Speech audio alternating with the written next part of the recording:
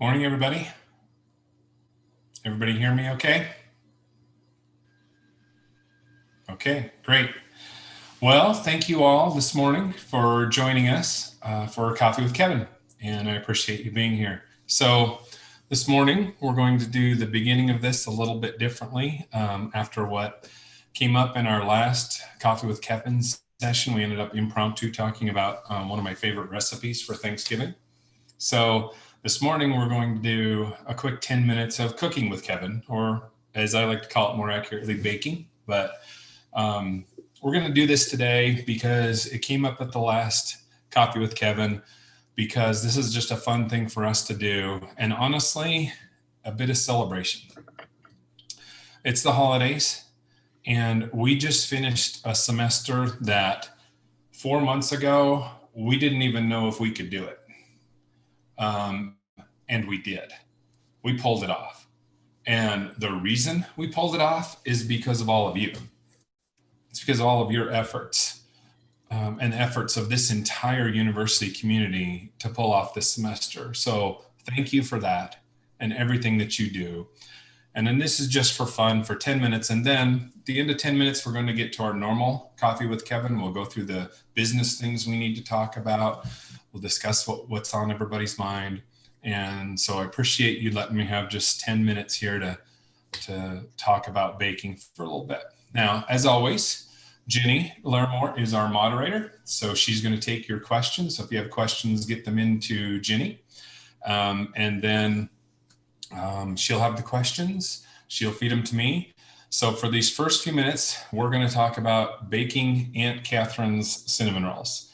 Now, they're called Aunt Catherine's cinnamon rolls because this is her recipe. Aunt Catherine was actually my great Aunt Catherine. So she was my grandmother's sister. And she used to bake these around the holidays. And then I remember them fondly from my whole holiday time growing up. And now I have the recipe. And I usually make them in this bowl. I make them in this bowl because this bowl was actually my great-grandma's. My great-grandma passed it on to my grandma, and my grandma passed it on to my mom, and my mom gave it to me just recently, in fact. So this would have been my Aunt Catherine's mom's bowl that she used to bake bread in. So I make it in that. We'll get to that in a bit because it's got one of our dough in there already rising. So Aunt Catherine's cinnamon pull-aparts. First thing is you start the recipe with 2 1/4 teaspoons of yeast. I use active dry yeast.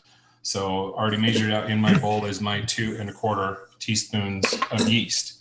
And next thing in this recipe is you have to scald your milk, which very different than scalding your milk, entirely different. But you have to scald your milk. And I put in the recipe the details on how you scald your milk. So you heat it up on the stove over medium heat. You stir fairly regularly, but not quite constantly, because you need to watch for bubbles to form around the edge. The bubbles around the edge is when you get to the scalding point, but you got to stop before you get to a boil. Don't boil your milk, just scald it. So if you're using a thermometer, it's at about 170 degrees. I don't use a thermometer. I just stir regularly, but not constantly, and let it form that bubble on the edge and a little film on the top, that film that milk can get when you cook it. So this batch of milk, of a cup of milk, already has a film on the top because I already scalded it. And then you got to let it cool. That's really important. Let it cool after you have scalded it to about 80 to 90 degrees, because if you pour 170 degree milk into your yeast, you'll ruin your yeast. It can't handle that kind of temperature. So you got to let it cool down. And I like to just let it cool for a while until I can put my finger in it. It feels like a baby's bottle temperature. I don't use a thermometer again. So we're going to add our scalded milk into our yeast and just dump it in there. And then we're going to let it set. We're going to let it sit for the yeast to activate for about 7 to 10 minutes. Now, when I talked about the sawtooth rolls, I talked about watching your yeast activate and watching it bloom. For some reason, when the yeast is in milk, it doesn't bloom quite the same way. So you can't really watch for it. It does change, but not in the same way. So what I always do is just wait 7 to 10 minutes and then let it activate. Now, because we're trying to get through this in 10 minutes, I'm not going to wait that long. So I'm going to, too soon than I'm supposed to, add the rest of my ingredients. But just remember, at this point, you want to wait 7 to 10 minutes to let your yeast activate in that warm milk. Once it's activated, you go through the rest of your ingredients just in order and put them all in one after the other. Don't worry about mixing in between. So next is your 4 tablespoons of shortening. So I just use traditional Crisco shortening. So shortening goes in next. Then you got 2 tablespoons of sugar and 2 beaten eggs. So I always beat the eggs first so they look like, I don't know if you can see them very well, but they look like they're getting ready to be scrambled eggs. So 2 beaten eggs goes into the mix. And then you have 3 1/4 cups of flour. I just use regular all-purpose flour for this recipe. Don't use bread flour or anything in particular, just all-purpose flour. Oh, by the way, if you have any questions, baking related or otherwise, feed those through to Jenny. Now would be a good time for baking related questions before we get to the business later. But also, if throughout the whole thing you have a baking question to mix in with our business ones, that's fine too. So anyway, 3 1/4 cups of all-purpose flour. And then last, salt. Remember, always don't put salt in with your yeast, and don't put salt immediately after yeast is blooming, because salt is the enemy of yeast. So 1/2 teaspoon of salt. And that's it. It's pretty easy up to that point. And now what I'm going to go do is go put this on the mixer and let it run in the background while I show you the step that will be after that.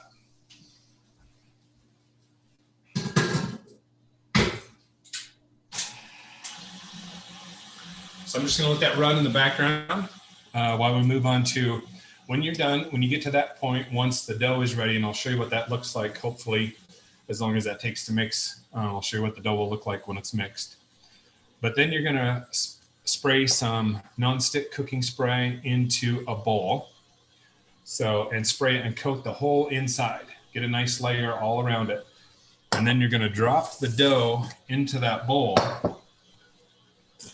And then you're going to turn the dough over several times so that the oil from the cooking spray gets on all sides of the dough. So you want it not just to sit in there, but you want to spin it over a couple of times so you get that all over the dough.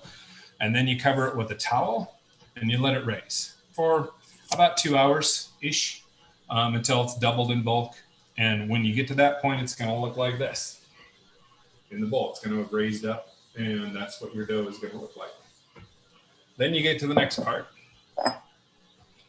So you take a 1/2 cup of butter. So that's 1 stick of butter, and melt it. So it's completely liquid, which I'm not sure how well you all can see what that is, but there's melted butter. And then you take 1 cup of sugar and 4 teaspoons of cinnamon, which I've just put the cinnamon right on top of the sugar. And now I'm going to mix it together, but I wanted you to see it's a full cup of sugar and just 4 teaspoons of cinnamon. But trust me, that's enough cinnamon. Cinnamon's a pretty powerful spice, and you can over cinnamon things fairly easily. So 4 teaspoons of cinnamon in with your 1 cup of sugar, and then you're just going to mix that together until you got a nice mix of those.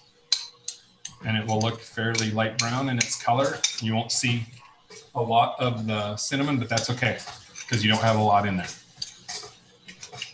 Kevin, while you're mixing that, we have a whole bunch of us who are yeast killers. Can you talk to us a little bit about how to avoid absolutely killing your yeast while baking this or other things that have yeast in them? So a couple of things. First, it's mostly with the temperature of the liquid that you put in that affects your yeast.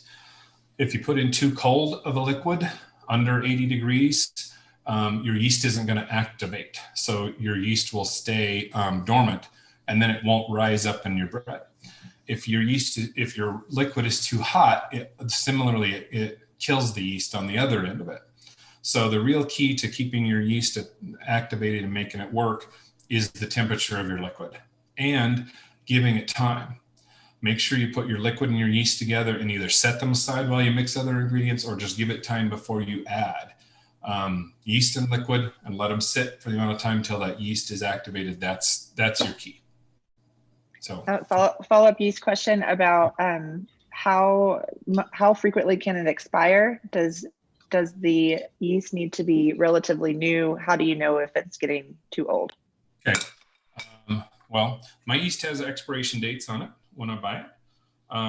This one, I bought it probably mid-pandemic, and it doesn't expire until October of 2021. But I keep all of my yeast, so I keep this jar in the refrigerator. So I refrigerate my yeast until it's time to use it. We'd probably have to ask our true faculty experts in nutrition dietetics whether that's really needed or whether some of these things I'm saying are really accurate. I don't claim to be an expert, just claim to be a guy who likes to bake.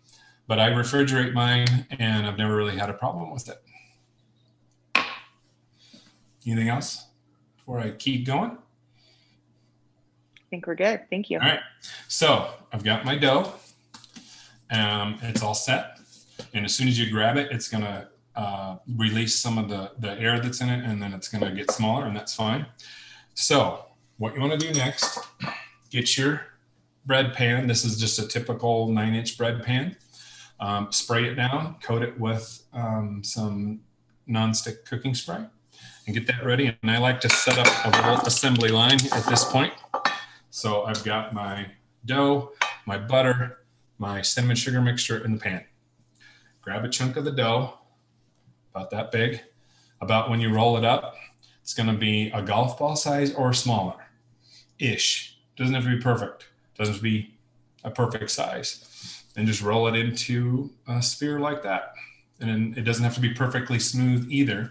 In fact, what you're going to notice is most of the time it will have little nooks and crannies in it where the dough doesn't press together. That's actually a good thing, because then what you do is you take it and drop it in the butter, roll it around so it's coated on all sides with the butter, then drop it into the cinnamon sugar mixture and roll it over a few times until it's fully coated all over with cinnamon and sugar. And then you've got that. Those little nooks and crannies that are left will actually get the flavor to go down in those nooks and crannies as you bake it. So it's okay that it's not perfectly smooth.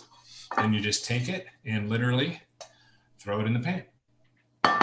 Then you grab your next one, roll it up into a ball, into the butter, into the cinnamon and sugar until it's fully coated, and into the pan.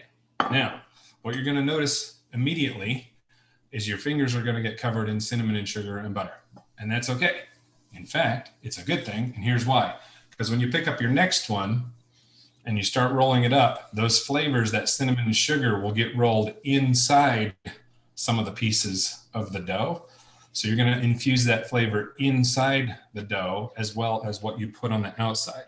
So as your fingers get covered with the cinnamon and sugar and butter, that's okay, because it allows you to just infuse the flavor right on the inside of the next one that you roll up. So you just roll them up, butter, cinnamon and sugar, and into the pan. So it's going to start stacking up your pan.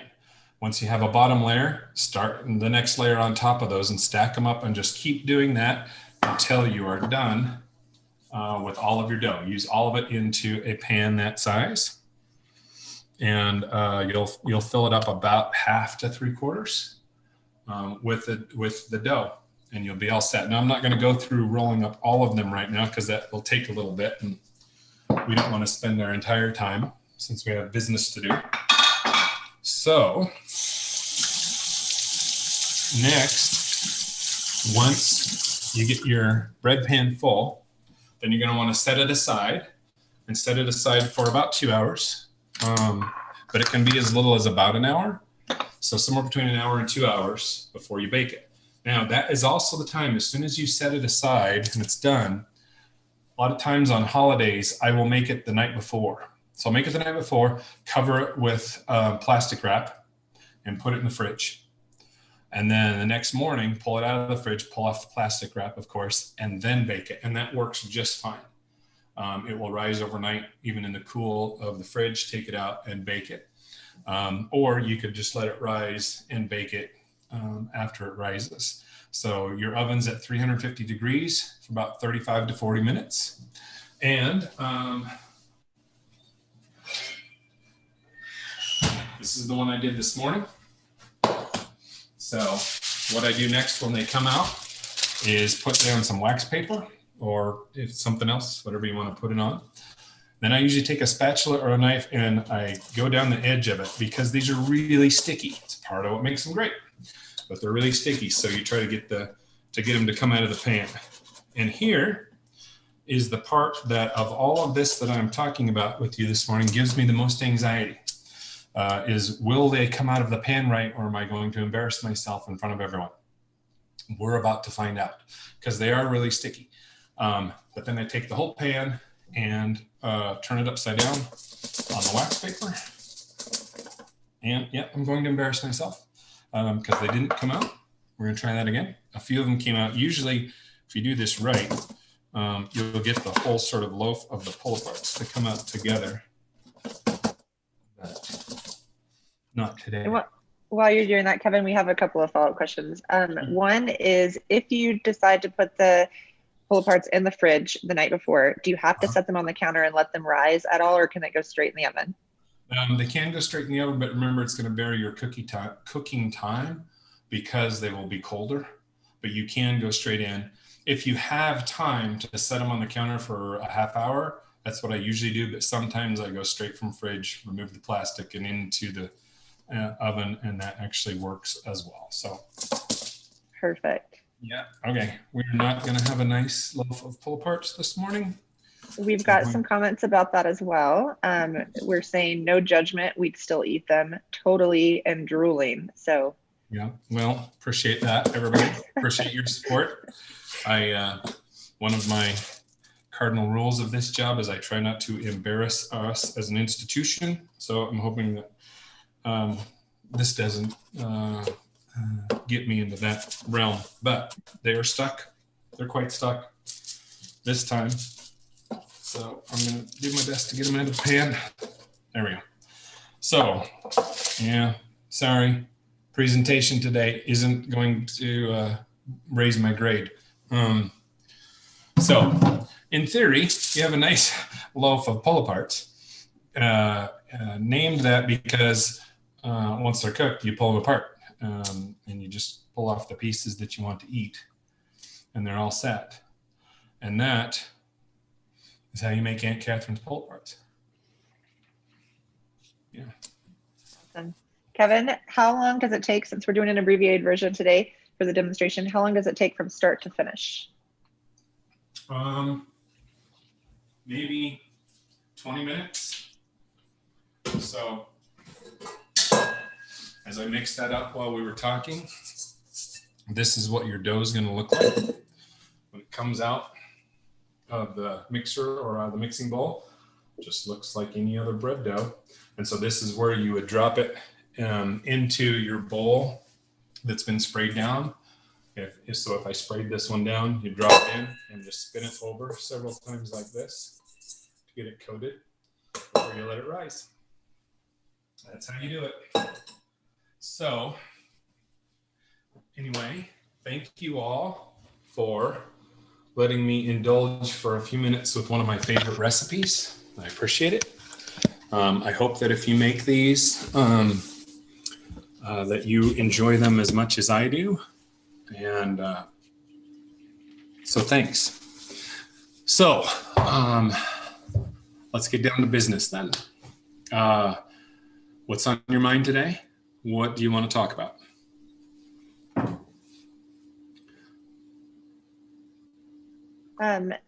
So for those of us who are here today, there's a suggestion that we should have some pull parts delivered in our employee gift tomorrow at Hold Arena. No. I didn't make that many, but thank you. It's a good idea. And there are tons of thank yous for your demonstration and how awesome it was to see this baking demonstration. So thank you, Kevin, for showing us how to make these. Yeah, you're welcome. Okay, so switching gears a little bit here. The first thing that people are wondering about is testing on the spring semester. What can you tell us about that? Okay, testing. We have the capacity to do it now. We have the equipment and the reagents. That was what took time because people all around the country, all around the world for that matter, are ramping up those programs. So it took us time to get the reagents and a contract with a company that could do the testing, but we now have that capability to do surveillance testing. So the university will implement a mandatory surveillance testing program for the spring semester. This surveillance program is meant for asymptomatic individuals, meaning testing groups of our population that aren't symptomatic and have no known COVID symptoms or exposure. If someone is symptomatic or they have a known COVID exposure, then we're going to have a different faculty, staff, or student testing program to coordinate through the health center, through our district health that we've been partnering with. Those kind of things will remain. But that will be through a different process because we don't want to mix symptomatic or known exposure people with our larger population that is asymptomatic.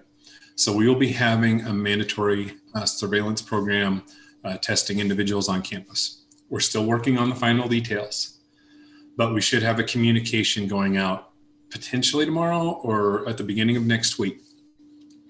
The program will be mandatory for any faculty, staff, or student that is on campus. If you work on campus, if you come to classes on campus, then you will have to be tested.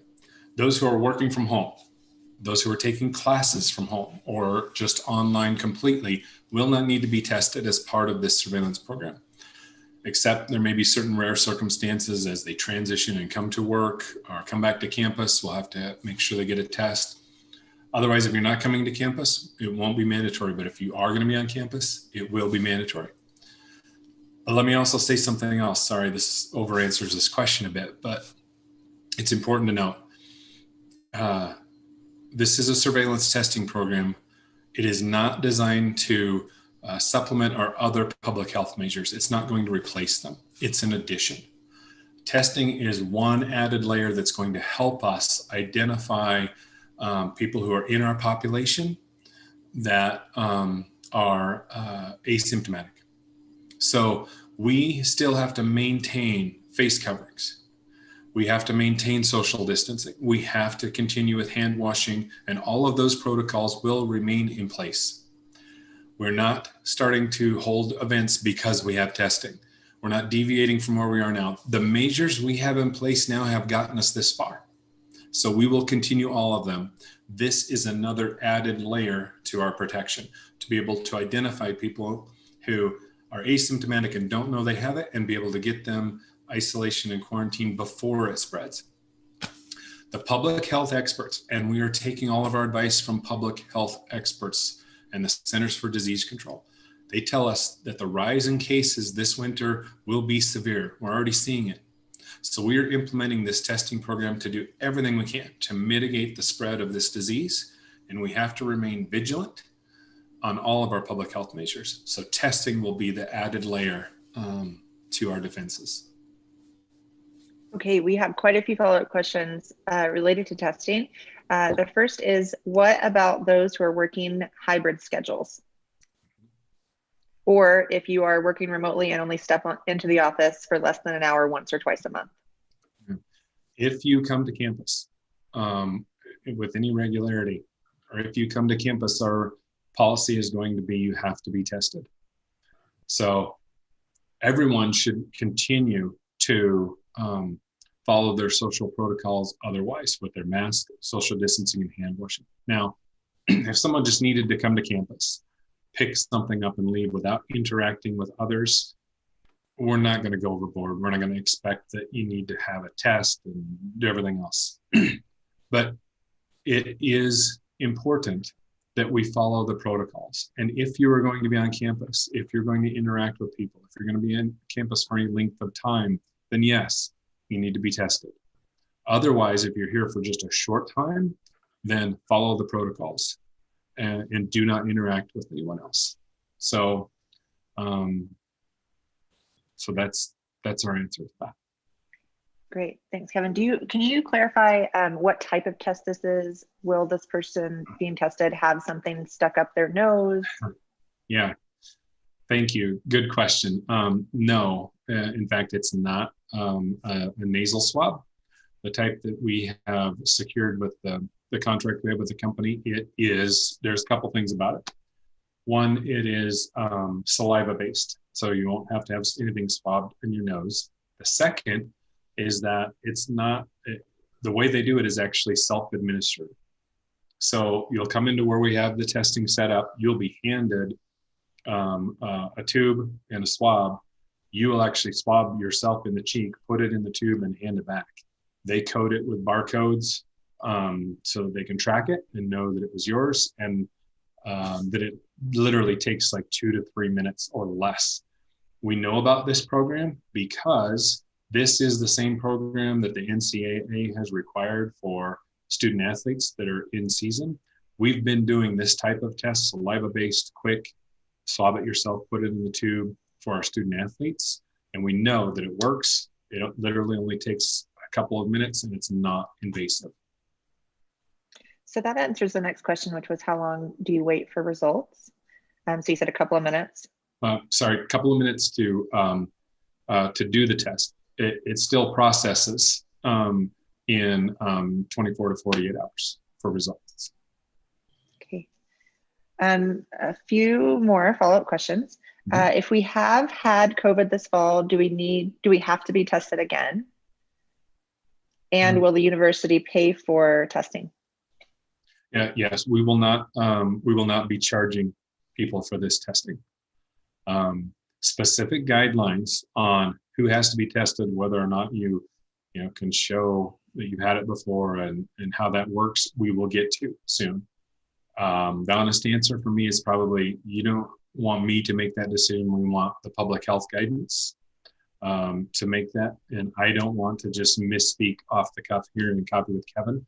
But I promise you, it will be science-based, not speculation-based. And we will send out all that information on a specific question like that to campus. We'll have either FAQs or other ways where we get this information out. Okay, more follow-up questions. This one's from YouTube. Will the testing occur on other campuses as well? Yes, all of our locations. Okay. And then a repeated follow-up question, how often will the testing occur? Again, these are details that will be communicated, but it's going to be different for different populations. For example, students who live in residence halls will have a different frequency than other students. So there's students in certain programs that are high contact will have different frequencies than students who aren't in those programs. So ultimately, if you have a presence on campus, we're going to need to have testing. So we'll start with rounds of testing in early January as everyone returns to campus after the break, and then there will be periodic after that. Again, those questions will be answered with science-based and medical-based reasoning as to why, and we will communicate that to everyone. Okay, is this just testing for positive, negative for COVID, or are antibody tests available as well? We have both types of tests, but it is going to be the PCR test. The saliva-based test is PCR-based. Will we be providing testing for students heading out in the various healthcare settings in the community? Yes, we have capacity to do that. We will do that. And in fact, most of those students, they're requiring it in those healthcare situations. So we will do that. Where will testing take place, and will insurance cover it? So we're still working on the location because we want to find the right location that works, and we will communicate that out and where it will be. And I'm pretty sure insurance right now is covering these tests, but here's the key to everyone. The university, we have no intention of passing these costs on to our students or faculty and staff. So that's not going to happen. Okay, how long will the test results hold that you are safe to come in? Well, Yeah, it's a good question. I don't have the answer to that right now. Again, I promise these answers will be forthcoming. And we will get you the guidelines and the protocols on that when we get the communication out. If this is mandatory, does it mean loss of your job if you do not wish to participate in the testing? So, listen, I don't have any intention to threaten somebody with loss of their job. That doesn't do anybody any good. We will have exemptions. If you have a medical reason you shouldn't be tested, or religious preference or otherwise, we're going to work with our employees. If you really don't want to be tested and you refuse, I'm not going to turn that into a major issue. But it means we have to figure out what the telework arrangements are then, so that someone can do their job but not be on campus. Because the rule is going to be, if you're going to be on campus, you have to be tested. We'll work with you to work on telework if you do not want to take the test. However, it's important that we all make these small steps to keep each other safe. This is important. This virus can kill people.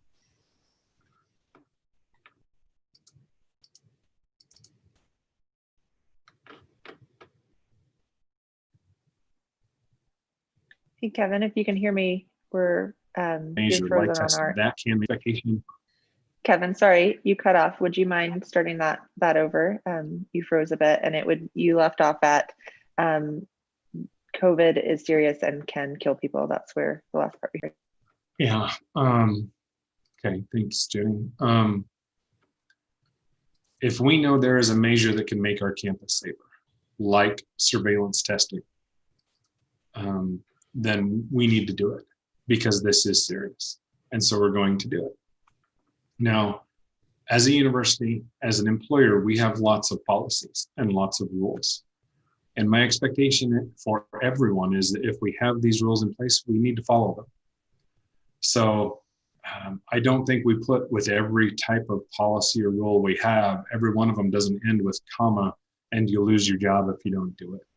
I don't think we need to spell that out. I think we need to say this is the right thing to do, and we will all participate and do it. And if someone really does not want to do it, I get no satisfaction after saying someone has to lose their job. We'll find a way to work through these things. But we need to do the right thing. There is ample evidence that surveillance testing is safer for the population. And so we're going to do it. Do you test before you come on campus? What if you are asymptomatic and test and are on campus for 48 hours before results? Well, you have to be tested and get your results before you come on campus. Okay. We have a message of thank you to you and a note that this person's family lost 2 dear friends in the last 2 months. Well, that's what we're trying to avoid. This program is designed to keep us all safer. Now, the information that I'm sharing today, I'm sorry that some of these details I don't have to the exact fine detail. Keep in mind, this information that I'm sharing is still developing. We are going to get it communicated to answer these questions. That the real technical questions like, what if I'm asymptomatic and I don't have my test results back? We're going to work through those types of details. Here's what we know. It's not what we think, it's what we know. I've seen the data in the studies of university campuses of similar size that had surveillance testing and those that didn't. And the example that was given to me in the study was 2 universities. They were both of total populations of 30,000, meaning students, faculty, and staff was about 30,000. They were big universities. One of them had surveillance testing in which they caught through a surveillance testing program that wasn't perfect. It wasn't perfect, but it caught a lot of cases that were asymptomatic before they could spread them, and that allowed the time for those people to isolate and quarantine out of the population. And the other university did not do surveillance testing, only waited till someone was symptomatic to test and find out. The university that didn't do surveillance testing ended up with 3,000 total cases on their campus last semester. So 10% of their population. The university that did the surveillance testing had 150 cases. 150 with surveillance testing, 3,000 without it. This program can help. I promise you right now, it won't be perfect. But I also won't let perfect be the enemy of the good in this situation. In good conscience, we have the ability to put in place a testing program that will make our campus safer. And that's what we're going to do. And we are going to do it reasonably, medically appropriate. So I'm sorry again, I don't have all of the details. This is developing. We're going to get those out. We will get them communicated. And I appreciate so much all the questions and your patience. And I know everybody wants to know these, and I promise we will get this information to you. Okay, we have a couple of messages of thanks. The first one is, thank you for taking COVID-19 so seriously and keeping our campus as safe as possible. The second one is, I am proud to be a Bengal and a part of a university who is putting their best foot forward to protecting our community. Thank you all. Thank you all. Okay, another follow-up testing question. Who will be doing the testing? Which staff? Who will get the information? How does HIPAA play into this? So the university will remain HIPAA compliant through all of this. The testing program will have adequate controls to ensure the information is managed appropriately. The testing is going to be administered jointly by our university health center and the contracted lab vendors who specialize in these surveillance testing programs. This is what they do. They're doing it right now for other universities in the country. And all staff that are involved in this will also be tested. So the staff that are doing this will have regular testing. So we will have that in place, and the information will go only to your health records. We're not going to be broadcasting or sharing them. Okay. What about our clinic patients that come to campus? Will they be required to have a negative test before their appointment? I think what we need to do is not speculate on that. I am going to trust the guidance of our healthcare professionals. Our healthcare professionals that are setting up the guidelines of how they run their clinics and do it medically appropriate. I'm going to trust them to do it. Okay, how about community members who walk onto campus? One of the things that is very important to, I think, us as a university is that we do not build barriers between our community and our campus. I don't want to put up a fence around the campus, either real or metaphorical. So I'm not going to go as far as say no one is allowed to walk across campus unless they have a test. We have to be reasonable about this.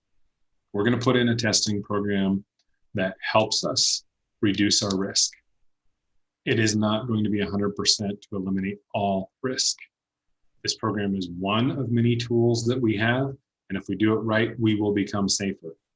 Short answer is I don't intend to tell members of the community you're not allowed to walk on campus during the evening unless you can demonstrate and show you have a test.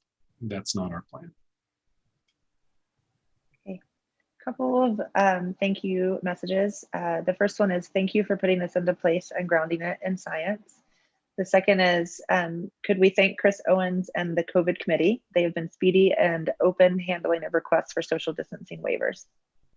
Yes, we can. We can thank that committee because they have done a lot of work, an amazing amount of work, and the burden that they have shouldered is admirable.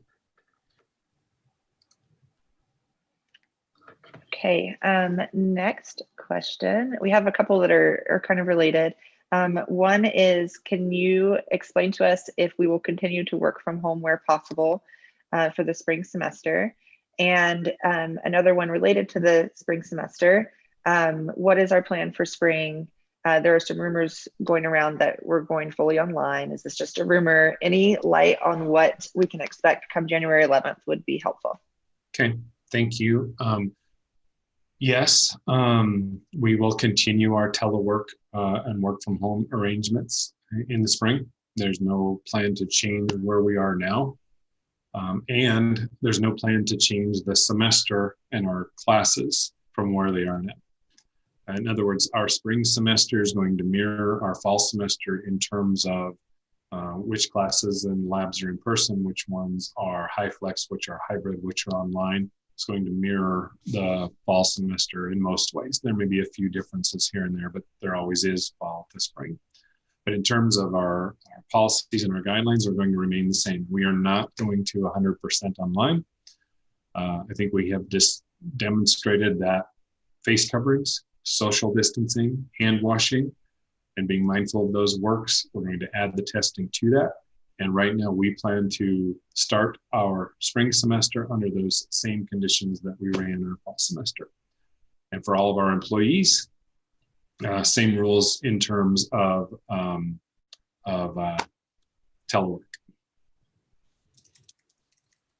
Okay. Another note of thanks. This is a relief to hear that we will have access to testing to protect us and our families. Thank you. Related to testing, will the state of Idaho money that the university received for COVID pay for this? How will the university cover this cost?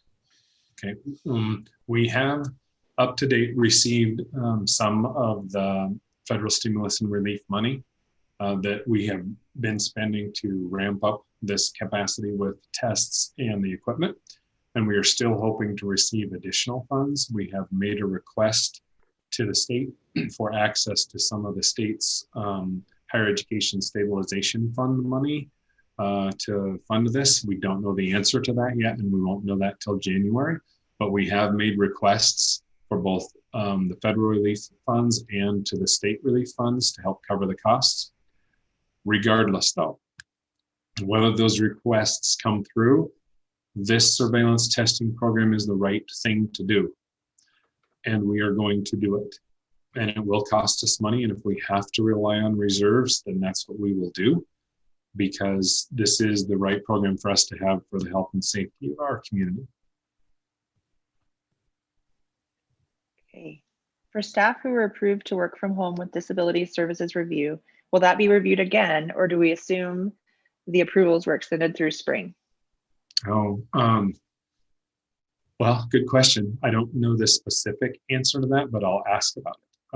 So I'm sorry that I don't have a better answer on whether those reviews, how long they last, but we'll ask HR and we'll get some responses back to you. If you've asked that question into Jenny, hopefully we can get the response back out. Okay, switching gears just a little bit from testing to vaccines. Could you speak on the potential availability of vaccines for students, faculty, and staff? And then a follow-up question, will they be required? Okay. So first, let's talk about availability. So about 6 weeks ago-ish, I ended up in the meeting with Dr. Birx from the White House Coronavirus Task Force. And we specifically talked about vaccinations. I asked the question about vaccination distribution and what the university's role and including our health science mission, how we could help, et cetera. I'm going to tell you the same explanation that she told me. So this is coming from the White House Task Force, and Dr. Birx is a medical expert as part of that. The United States has right now secured 100 million doses of the Pfizer vaccine and 100 million doses of the Moderna vaccine.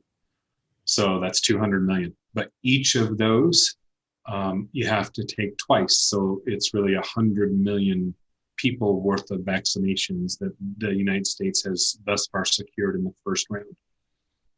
She said that the first distribution of vaccines in the United States will go to healthcare workers. It will go to frontline healthcare providers. And then it will go to people who have documented comorbidity conditions, meaning those who are most likely to have severe complications or death from the COVID virus. That's the sequence: healthcare providers, and then to people with comorbidity.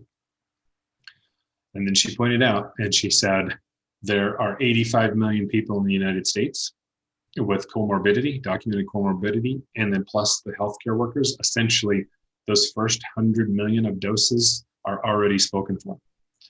And then she said, remember that college and university populations are considered one of the healthier and less susceptible. And then she looked at me plainly, and she said, and looked right at me, and she said, frankly, colleges and universities are going to be low on the list for distribution of vaccines, which means we're going to be a while. Doesn't mean it won't happen. It means we need to be realistic that we are going to be later in the distribution than other populations. Now, in Idaho, the governor put together a task force on vaccinations. They have to submit a plan to the federal government on how those vaccines will be distributed, and that is the governor's prerogative. And the governor and his vaccination committee is working on a distribution plan. And we will be built into that plan at some point. Higher education, in our higher ed system, we have representation on that committee and on that task force that is developing that plan. So that's what I've been told about how vaccine distribution will come, which means this: we have to stay the course. We have to continue with the testing program, with face coverings, with social distancing, with hand washing, because it's going to be a while before that vaccines make it to our population. So we have to continue our measures. We have to stay vigilant. Now, the second part of that question was about mandatory nature of vaccines. We have not yet made that decision. We have not yet got to that decision of whether we will require them or not. This is a weighty issue.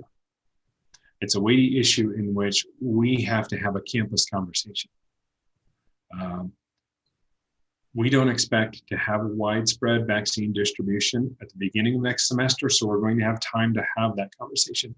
We're going to circulate this concept with our campus. We're going to gather feedback. We're going to talk about it from faculty, staff, and students. And we're going to have that conversation, and we will get to a decision. We're not there yet. I hope everybody knows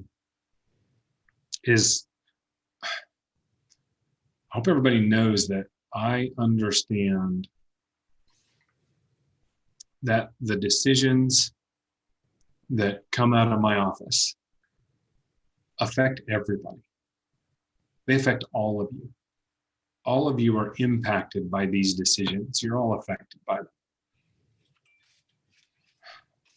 I want you all to know that I understand. That weighs heavily on these types of issues. So we will take input. We will talk about it. It won't just be a decision that I make, comes out of my office. We're going to have a conversation about it because it's important. And because everybody is impacted by it. So we will talk about it over the course of the spring for when we get those vaccines, and we'll be ready for it, and we'll make a decision.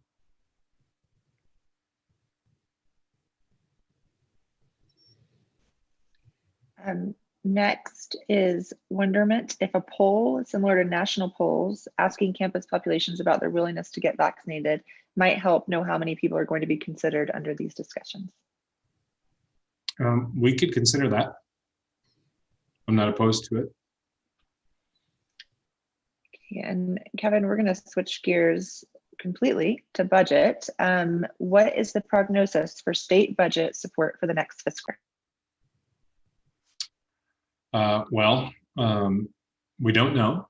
The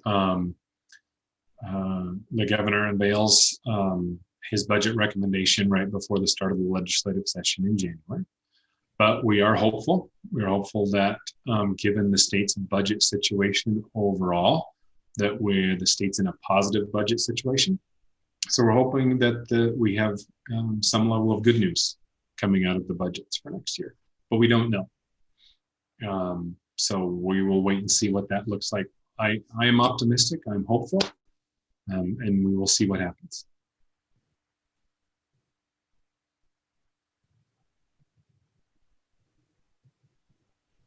Okay, sorry, scrolling through all the testing questions. Okay, so this one is a very specific question. Okay. Cozy is hiring more faculty than the amount of faculty lost during this year due to COVID.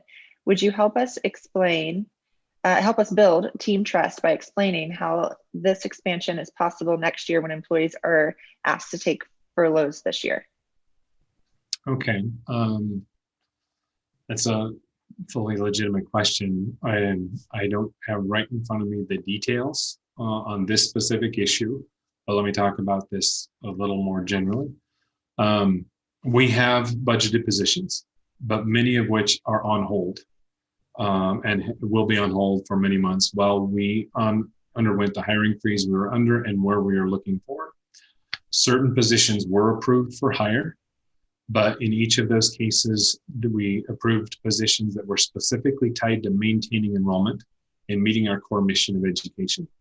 So we're looking at each position intentionally and only moving those forward that make strategic sense. So each of those positions has been viewed as to how they impact the enrollments we have going forward and how enrollments change over time and meeting the needs of our students. So positions that have been approved have been through that analysis. So let me talk about furloughs. I know furloughs have been challenging for everyone.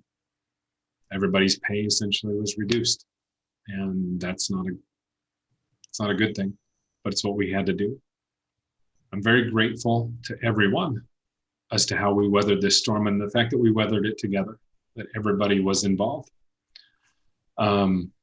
This hasn't been easy, but I'm hopeful that through what we had to do this year in furloughs being one-time savings, we will be in a position next year that helped us stabilize so that we can make the right decisions about how we hire faculty and staff to meet our mission going forward. So thank you all for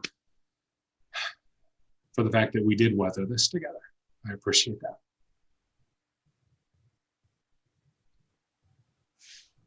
Okay, thank you, Kevin. Those are all the questions that I have on my end. I would love to turn it back over to you for any closing thoughts. Okay. Well, a couple of things then. First, thank you all for tuning in today. I always appreciate these conversations. I appreciate that we can talk about these things. I appreciate that we've continued them over Zoom when we can't do them in person.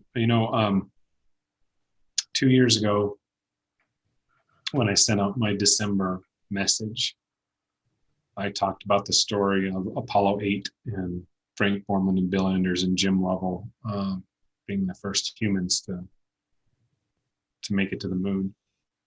And the picture that they sent back, one of the most reproduced pictures in history, first time the Earth is ever seen from space. And talked about the story that they were talking about what they saw back on the Earth and that it was good, that the Earth was good. We have been through a lot on this entire planet and in our society and on our campus. The last 9 months, we've been through a lot, and it's been hard. And we've had to take furloughs. We've had to see people we work with who lost their jobs.